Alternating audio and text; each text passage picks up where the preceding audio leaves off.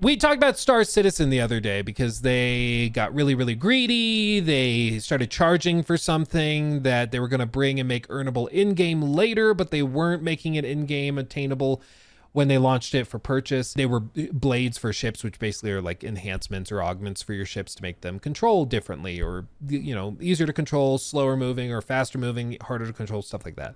And they're going to charge like 12, 14, 15 bucks for these a piece. And then they were going to make it earnable in the game later this summer. And naturally people freaked out and were like, this is anti-consumer. This is bad. There's going to be organizations that don't let people into the org unless they've paid for those augments, because otherwise they're not competitive with the other ships that have them. So if you want to join our organization, you need to spend 80 bucks on those augments for your ship, and you got to have it on all of your ships. And that's just how the game starts to fall apart, is that it just becomes pay to win. You know, if you want to excel, you have to spend more money. So they walked it back, and they were like, okay, we're going to still sell them, but we're going to sell them when they're earnable in game, whatever. Okay, so there's that. But the broader discussion around Star Citizen was that they are starting to run low on cash, and, you know, they are raising a lot of money, certainly, but their expenses are growing exponentially faster than their income is growing.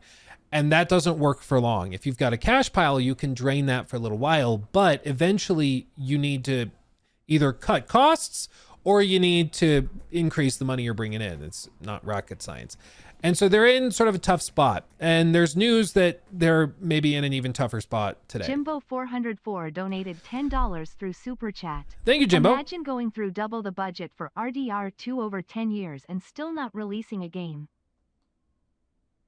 Yeah, dude. They've raised $812 million. And I don't think that even counts like venture capital investment. I could be wrong about that, but I think that that number is just from like regular, you know, normal people buying ships and that type of thing. Like they've spent so much money.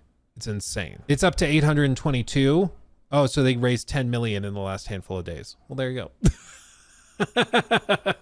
There you go. But what is this news? Well, Star Citizen loses integral staff responsible for server meshing. Insider Gaming has learned that over the past several months, Cloud Imperium Games, or CIG, you'll hear it referred to a lot, who are the devs behind Star Citizen, have lost several integral staff responsible for the server meshing. Roger Godfrey, the lead producer for the core tech server meshing, publicly left the company in December. But since then, the department has seen other key figures leave. Ivan C., a producer, Jordan Wood, a network programmer, are two names who are mentioned and are said to have been integral to server meshing, with staff saying that their departure is a quote unquote huge loss to the company. While it's unclear on why all three left CIG in a relatively short period of time, it's understood that internal tensions surrounding Turbulent and CIG's takeover in late 2023 is one major cause. According to those familiar with the situation, the takeover resulted in staff from Turbulent wanting more lucrative roles within Cloud Imperium Games.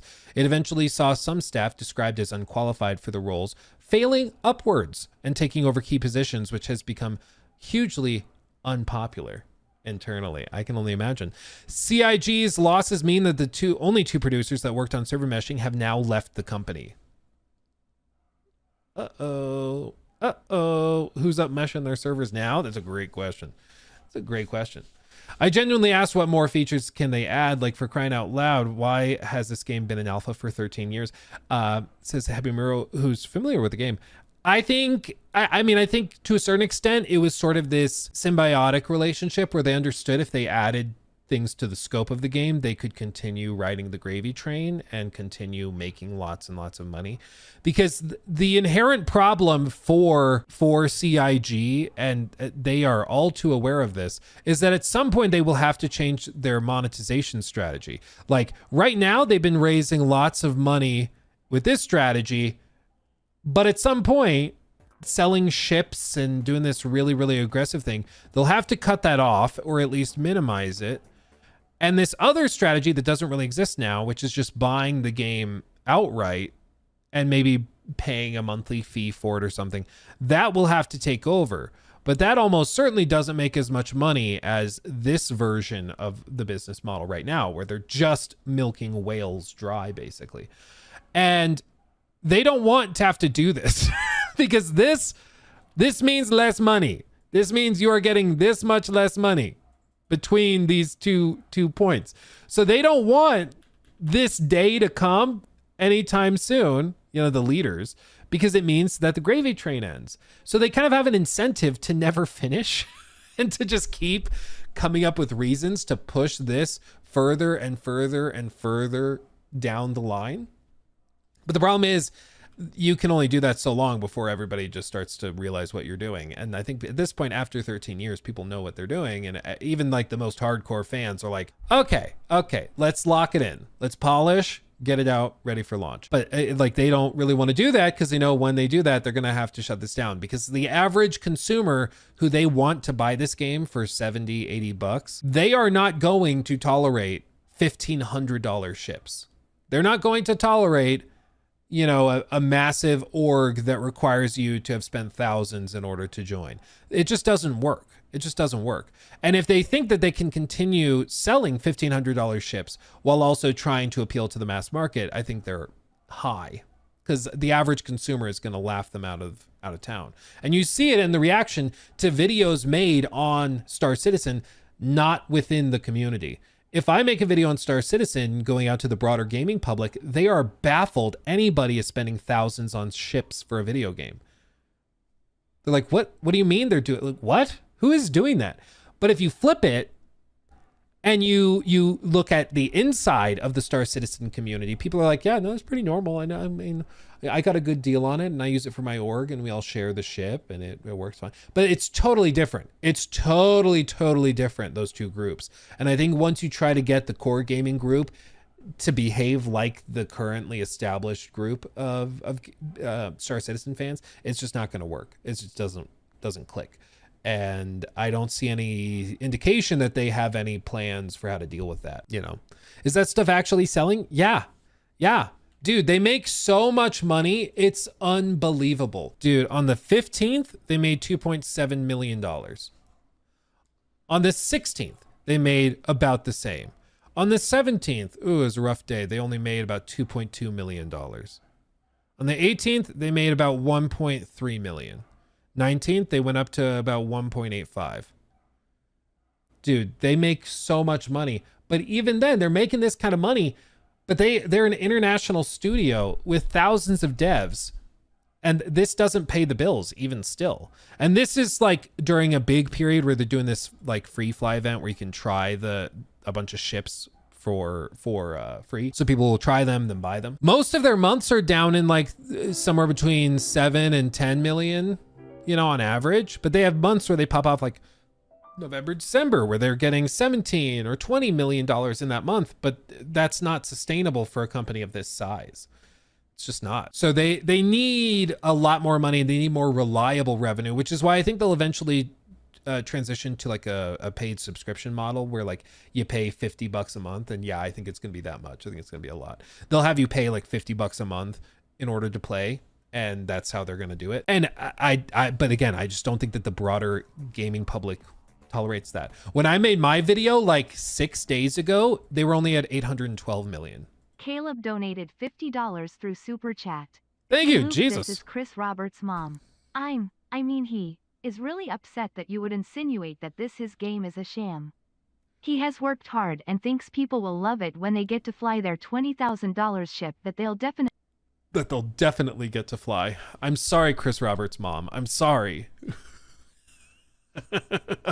Thank you. Incredibly generous $50 super chat. Yeah, I'm very sorry, Chris Roberts' mom. I'm very sorry. You're right. Terribly sorry. I just think like they've been riding the gravy train for so long that they've picked up speed. They've refused to get off at the multiple train stations. And now they're headed straight towards a cliff and they have no plans. They don't know how to deal with it. It's like there really is no parachute. There's no saving grace. I just don't know what on earth they do. Because in order to get somebody like me to recommend it to my audience, I think they have to break it down and be like, okay, it's going to be a $70 game. And it's just so massive and so impressive and so polished and so cool that it's worth that price. People buy it and maybe you do like a season pass, a battle pass. They do something like that, I guess. Which already, like, that's a tough sell, but maybe you could do that. But that's, like, acceptable in regular gaming spheres, is, like, premium product battle pass, maybe paid cosmetics as well. That's like pushing it. But their business is currently built on selling $1,500 spaceships, and they're still financially in trouble. So I don't know if they're willing to take the leap of faith to like strip all that out, all the pay to win stuff out. And I know some people are like, oh no, it's not pay to win because you can still play the game without spending money for the big ships. I get that. But perception is reality.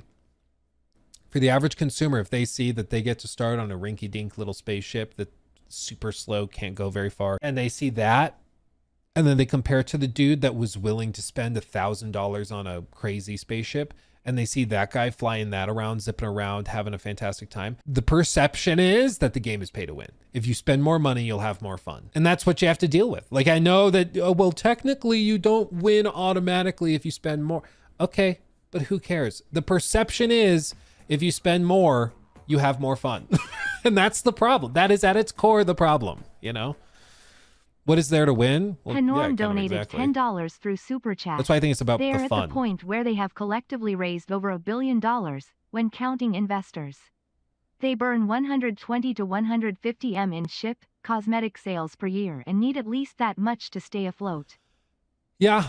Yeah, I wouldn't be surprised if at this point with venture capital, with, you know, outside investors and stuff, I wouldn't be surprised if they're over $1 billion at this point, but they're just in trouble. Cause like, even if they get Squadron 42 out the door, and let's say that actually ships and is really good and is like a 9 out of 10 game and everybody's recommending it and spending $70 on it, they buy that. Some of them spill over into the persistent universe and they'll buy some ships in there and they'll do that. But what's next? Cause even a really successful game like that, like a phenomenally successful game might bring in $1 billion, you know, might do that. That might buy them some time, certainly. But what's the follow-up? What's the next step? What do you do? Work on Squadron 43? You know, like, what do you do? In addition to server meshing staff, CIG has been hit with a wave after wave of layoffs to staff from every level, again, because they're trying to cut costs because they're running out of money. As for what the future holds for server meshing, it's unclear, but it's known that it's a fundamental part to Cloud Imperium's games and its project. I mean, it is. It's kind of Star Citizen Persistent Universe doesn't work in its current form unless you have that functioning. Last year, they reported where a lot of that backer money is going and why Star Citizen continues to be in development hell. This article was in October of 2024. And in that, they said it's a mandate that was quickly altered after staff raised question about the legality surrounding it. This was because they set up like this whole, as you can see here, October 1st, they hit developer inboxes with a new mandate from the global head of production, Aaron Roberts, who's working on CitizenCon deliverables, must work every day, including weekends, until October 19th. The mandate forced employees to work 19 straight days for a minimum of 8 hours per day until CitizenCon, with time off in lieu being offered for the Saturday and Sunday hours worked, as well as breakfast goods and lunch being offered. The mandate that was quickly altered after staff raised questions about the legality surrounding it. So instead, CIG opted to give employees Sunday off if they met the minimum threshold of 56 hours worked Monday to Saturday, a change that would still be illegal in UK law if CIG's employee contracts didn't contain an opt-out agreement of the 48-hour weekly limit. In addition to the sudden change, Insider Gaming had also asked for comment on our original report on the mandate, which has seemingly prompted an email sent by Aaron Roberts to staff to also give employees October 21st off as a free company holiday. Like, they started demanding people work at minimum 56 hours in the lead up to this CitizenCon. And if you don't know CitizenCon, it's a conference that they hold every year where they showcase a bunch of stuff with the game, but it's like super expensive to run. And I believe they said that this year they're going digital. They're not actually going to hold it in person. I could be wrong about that, but I'm pretty sure they said that it's only digital. Yeah, CitizenCon Direct will be streamed on Twitch and YouTube. There won't be a traditional in-person CitizenCon in 2025 because they spent millions of dollars on it last year. And I don't think they see much of a benefit. So they're canceling the in-person one and moving on. The whole thing is a mess. And I think that they, you know, it's interesting because a lot of their financials are staggered by a year. So they revealed their 2023 financials, and those were already starting to look a little bit worrisome. And I'm guessing 2024 financials were even more worrisome. And in the last 6 months, I'm sure they're just scrambling because they need money. And I don't know. I think at this point, the only way that they can get a big chunk of cash is Squadron 42 and that launching to good reviews and people buying it and, you know, actually engaging with it. So that needs to do, like, I would say a 9 out of 10 on Metacritic, basically, and kind of pierce the veil of the casual gamer.